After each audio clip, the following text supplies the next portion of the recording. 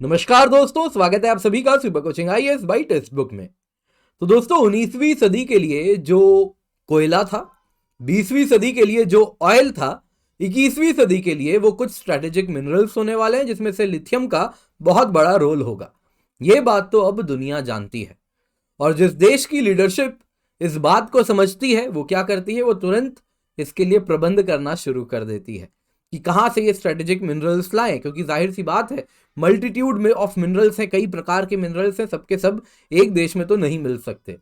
तो चाइना जैसे देशों ने आज से 10 साल पहले कुछ किया था। इसके लिए क्या किया था, उन्होंने साउथ अमेरिका, ऑस्ट्रेलिया जैसे कई कंट्रीज के साथ टाई अप्स किए थे और वहां से लिथियम मंगवाना शुरू कर दिया था। और आज चाइना लिथियम एंड लिथियम से रिलेटेड जितने भी upstream, middle stream, down stream यानी लिथियम एक्सट्रैक्शन, रिफाइनिंग एंड उसको लिथियम आयन बैटरी में तब्दील करने तक में चाइना का ग्लोबल डोमिनेंस है। कितना बड़ा डोमिनेंस है मैं आपको आज क्लास में बताने वाला हूं।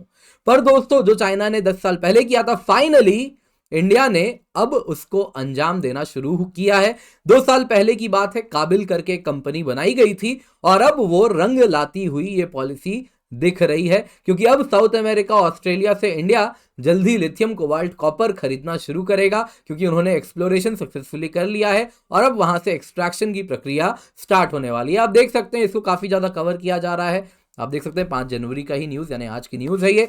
India identifies copper and lithium mines in Argentina and to acquire them soon. वैसे ही आप देख सकते हैं India to acquire lithium cobalt mines in South America, Australia, यानी अलग अलग देशों में हमने जो जो एक्टिविटीज किए थे पिछले 2 सालों में, अब जाके उसका नतीजा हमें मिल रहा है।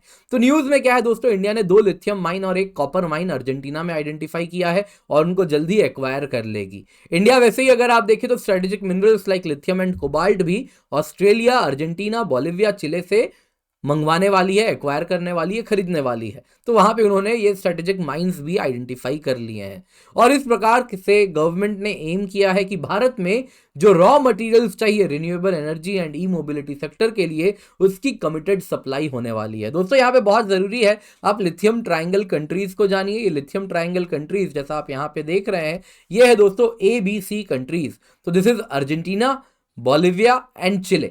तो ये जो 3 देश हैं दोस्तों, अगर आप देख सकते हैं यहाँ पे, दिस इज बोलिविया, यहाँ पे अर्जेंटीना और यहाँ पे जो कोस्ट में दिस इज चिले। तो यहाँ पे आप देख सकते हैं कई सारे माइंस हैं, काफी ज्यादा यहाँ पे लिथियम सॉल्ट फ्लैट्स आपको देखने मिलते हैं। तो यही बनता है दोस्तों लिथियम ट्रायंगल। इसके सिवा ऑस्ट्रेलिया में भी काफी लिथियम प्रोड्यूस होता है। तो भारत ने ये सक्सेसफुली अब जाके क्यों हुआ, क्योंकि आज से 2 साल पहले करीबन 2019 में एक कंपनी बनाई गई थी, एक PSU बनाई गई थी जिसका नाम था काबिल, खनिज विदेश इंडिया लिमिटेड। ये अगर आप देखें तो जॉइंट वेंचर था जिसमें नाल्को था, National Aluminium Company, Hindustan Copper Limited और MECL, Mineral Exploration Corporation Limited. इन तीनों ने मिलकर काबिल बनाया था और इनका उद्देश्य बड़ा क्लियर था कि विदेश में जाएं और जो भी क्रिटिकल एंड स्ट्रेटेजिक मिनरल्स हैं जो कि भारत की आने वाले दिनों में एनर्जी एंड मिनरल सिक्योरिटी के लिए बहुत आवश्यक है, जैसे लिथियम, जैसे कोबाल्ट, उनको आइडेंटिफाई करें और उनको एक्वायर करके इंडिया मंगवाएं, स्ट्रेटेजिक टाई अप्स करवाएं। और इसके साथ काबिल जुट गया ऑस्ट्रेलिया, अर्जेंटीना, बोलिविया, चिले जैसे देशों के साथ कंटिन्यूअस एंगेजमेंट कर रहा है और इसके साथ अग्रीमेंट्स भी कर लिया है अर्जेंटीना के साथ, वहां की स्टेट रन कंपनीज के साथ। वैसे ही आप देखें ऑस्ट्रेलिया के साथ भी काफी क्लोजली एसोसिएट हो चुका है और वहां से भी अब इसी प्रकार के मिनरल्स के न्यूज आने शुरू भी हो चुके हैं, जैसा आप देख रहे हैं कि वहां से हम मिनरल्स मंगवाने वाले हैं। तो काबिल अगर आप देखें तो चिले में भी लिथियम माइनिंग के प्रोजेक्ट्स को हंट कर रहा है बहुत एक्टिवली और आने वाले दिनों में काफी ज्यादा न्यूज में रहने वाला है काबिल। काफी न्यूज आप इस प्रकार से सुनने वाले हैं। तो दोस्तों लिथियम बड़ा इंपॉर्टेंट है, क्योंकि आप देखें तो जैसा मैंने क्लास के स्टार्टिंग में कहा कि 21वीं सदी में लिथियम का रोल बहुत ज्यादा होने वाला है। तो जो लिथियम की डिमांड है आप देख सकते हैं 2019 से 2030 तक कितनी गुना बढ़ने वाली है। 2030 तक अगर आप देखें तो इसका इस्तेमाल होगा कंज्यूमर इलेक्ट्रॉनिक्स में, एनर्जी स्टोरेज सिस्टम में, कमर्शियल व्हीकल्स में और साथ ही साथ पैसेंजर ट्रांसपोर्टेशन बहुत बड़ा रोल प्ले करने वाला है। ये already as a sector emerge कर चुका है और आने वाले दिनों में बहुत बड़ा होने वाला है। तो बहुत इंपॉर्टेंट है कि हम लिथियम को सिक्योर करें, रादर लिथियम आयन बैटरी को सिक्योर करें, क्योंकि लिथियम आयन बैटरीज की नीड बढ़ने वाली है और लिथियम आयन बैटरी बनाने के लिए बहुत सारी चीजें चाहिए होती हैं। जैसे कि आप देख सकते हैं, अगर मैं लिथियम आयन बैटरी की बात करूं तो इसमें just like any other battery एक कैथोड होता है, एक एनोड होता है, इलेक्ट्रोलाइट होता है और बीच में एक सेपरेटर होता है। तो जिसके द्वारा लिथियम आयंस मूव करते हैं और बिजली हमको बनती हुई दिखती है। और वैसे ही चार्ज डिस्चार्ज साइकिल में लिथियम आयंस का जो मूवमेंट का डायरेक्शन होता है वो बदलता रहता है। तो यूजुअली अगर आप कैथोड देखें, सबसे ज्यादा अगर हम सबसे पहले कॉस्ट ब्रेकडाउन करते हैं लिथियम आयन बैटरी की, अगर आप कॉस्ट ब्रेकडाउन करें तो 65% कॉस्ट तो बस मटेरियल्स का होता है, जिसमें 20% से भी ज्यादा कॉस्ट आप देखें तो केवल कैथोड का है। लेबर कॉस्ट बहुत कम है, बस 5% जा रहा है, और बाकी यूटिलिटीज एंड डायरेक्ट कॉस्ट बनाने में जो खर्चा हुआ रॉ मटेरियल्स के रूप में, यानी बिजली लगी, फैक्ट्री और अन्य यूटिलिटीज जो भी रेंट दिया, वो सब सिर्फ 30% है। लेकिन 65% कीमत लिथियम आयन बैटरी बनाने में मटेरियल की लग रही है। और अगर हम मटेरियल की बात करें ना, तो आप देख सकते हैं मटेरियल के जो दाम है कितने तेजी से बढ़े, क्योंकि लिथियम की डिमांड बढ़ रही है। तो पिछले कुछ सालों में लिथियम की डिमांड 437% बढ़ी है इसकी कीमत, मैग्नीशियम की कीमत 207% बढ़ी है, कोबाल्ट की 115%, एल्यूमिनियम की 38%, जिंक की 28%, मैंगनीज की 7% तक दाम बढ़े हैं। तो यहां पे आपको बता देता हूं, लिथियम आयन बैटरी बनाने में बहुत सारी चीजें लगती हैं।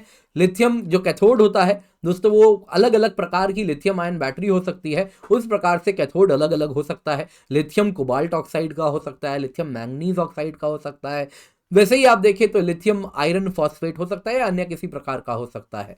वैसे ही अगर आप सेपरेटर देखें तो यूजुअली पॉलीमर का होता है या सिरामिक का भी हो सकता है। एनोड अगर आप देखें तो कार्बन का होता है जो कि ग्रेफाइट होता है। इसके सिवा लिथियम टाइटेनियम ऑक्साइड भी हो सकता है, सिलिकॉन भी हो सकता है। तो दोस्तों इस पूरे फील्ड में अगर आप देखें तो चाइना का पूरा दबदबा बना हुआ है। अगर आप देखें तो चाइना ने ऑलरेडी, जो इंडिया अभी शुरू कर रहा है, चाइना पिछले 10-15 सालों से इस प्रोसेस में आ गया था और इसने स्ट्रेटेजिक टाइप्स कर रखे हैं, जिसके अंतर्गत वो अलग अलग चीजें अलग अलग जगह से सिक्योर कर रहा है। कार्बन तो खुद अपने देश में ही रिफाइन करता है और इस प्रकार से वो अगर आप देखें तो ग्रेफाइट बना रहा है। वैसे ही आप देखें मैंगनीज साउथ अफ्रीका से मंगवा रहा है, कोबाल्ट भी ऐसे ही अफ्रीका से मंगवा रहा है, चिले से लिथियम आ रही है, यूएसए तक से, ऑस्ट्रेलिया से चिले आ रही, और ऑस्ट्रेलिया तक से आप देखें तो लिथियम आ रहा है।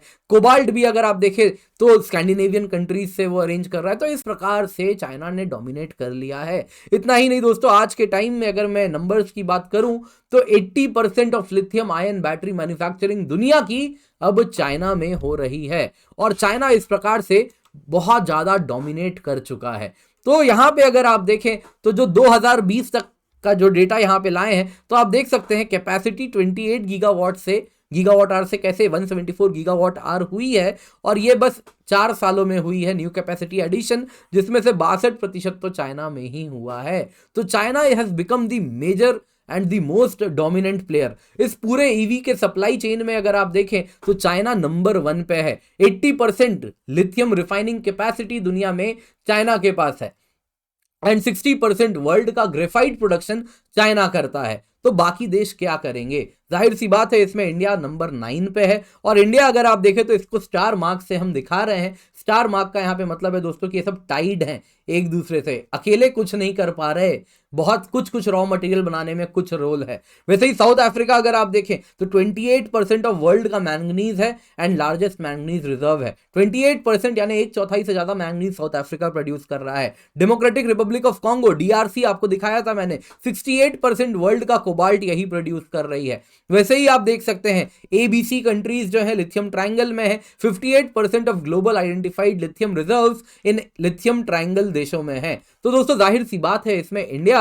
बहुत पीछे आपको देखने मिलेगा। तो इंडिया को काफी आगे लेकर के हमें जाना होगा। तो यहां पे आपको चाइना अगर हम देखें, जब मैं कह रहा हूं वर्ल्ड लीडर बन के उभरा है, तो आप देख सकते हैं वर्ल्ड में जो कि लिथियम आयन बैटरी बनाने वाली कंपनीज हैं, तो उसमें यूएस में कुछ ही हैं। टेस्ला बहुत ज्यादा बड़ा रोल प्ले करती है। टेस्ला के सिवा अगर आप देखें तो एलजी केमिकल्स है जो थोड़ा मिशिगन में बनाती है। पोलैंड में भी सेम एलजी केमिकल है, और वैसे ही साउथ कोरिया में भी देखें तो सैमसंग और एलजी केमिकल्स है। बाकी अगर आप देखें तो दुनिया में पूरा का पूरा चाइना का आपको दबदबा दिखेगा। जो कंपनीज हैं चाइनीज कंपनीज इसमें बहुत सारी हैं। तो इसमें आप देख सकते हैं चाइनीज कंपनीज लाइक BYD, वैसे ही आप देखें अलग अलग कंपनीज हैं जो कि बहुत ज्यादा, CATL जो कि चाइना में बहुत ज्यादा लिथियम आयन बैटरी बना रही है। इसके सिवा पैनासोनिक, एलजी केमिकल्स का भी रोल है। सैमसंग भी एक्टिवली यहाँ पे लिथियम आयन बैटरी बना रही है क्योंकि उन्होंने कंप्लीट इकोसिस्टम बनाया है। जब मैं इकोसिस्टम कह रहा हूं तो वो क्या इकोसिस्टम है? तो दोस्तों अगर हम देखें ना, तो बैटरी के लिए जो रॉ मटेरियल रिफाइनिंग कैपेसिटी की बात करूं तो लिथियम रिफाइनिंग कैपेसिटी 80% से ज्यादा चाइना के पास है। कोबाल्ट रिफाइनिंग कैपेसिटी की बात करूं तो 65% से भी ज्यादा कोबाल्ट रिफाइनिंग कैपेसिटी अकेला चाइना कमांड करता है। निकल बैटरी वो थिंग्स ऑफ पास्ट होती जा रही है, दुनिया आज भी वहीं अटकी है, लेकिन उसमें भी चाइना का दबदबा एक टाइम में था। 1/3 से ज्यादा निकल रिफाइनिंग कैपेसिटी भी चाइना कर रही है। तो वहीं अगर आप देखें तो चाइना का जो डोमिनेंस है ईवी सप्लाई चेन में, आप इसको देखेंगे माइनिंग में 23%, लिथियम से लेके अलग अलग केमिकल्स जो भी चाहिए, निकल, मैंगनीज, कोबाल्ट, वो सब आप देखो अपस्ट्रीम माइनिंग अकेले आप देखो चाइना कर रही है 23%, lithium, cobalt, nickel, graphite, manganese.